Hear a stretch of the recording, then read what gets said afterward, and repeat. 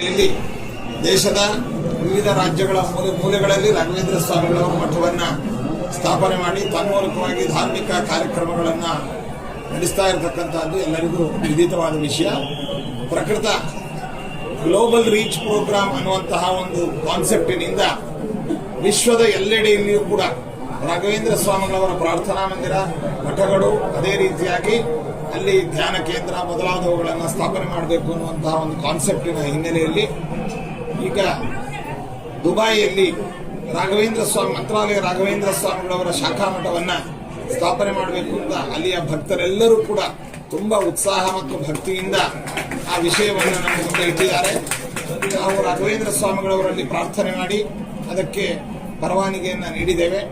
ಅದಕ್ಕೆ ಸಂಬಂಧಪಟ್ಟಂತಹ ಸ್ಥಾನಿಕವಾಗಿ ಲೋಕಲ್ ಅಲ್ಲಿ ಒಂದು ಕಮಿಟಿಯನ್ನು ಮತ್ತು ಅದಕ್ಕೆ ಬೇಕಾದ ಎಲ್ಲ ರೂಪರೇಖೆಗಳನ್ನು ಸದ್ಯದಲ್ಲಿಯೇ ಅವರಿಗೆ ನಾವು ರವಾನಿಸ್ತೇವೆ.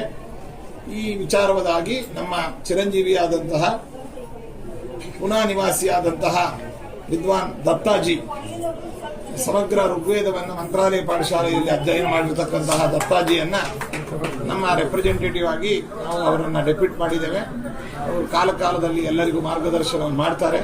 ಬೇಗ ದುಬೈಯಲ್ಲಿ ರಾಘವೇಂದ್ರ ಸ್ವಾಮಿಗಳವರ ಮಠ ಅನ್ನುವಂಥದ್ದು ಬರುತ್ತೆ ಅಂತ ಈ ಸಂದರ್ಭದಲ್ಲಿ ತಿಳಿಸ್ತಾ ಇದ್ದೀನಿ.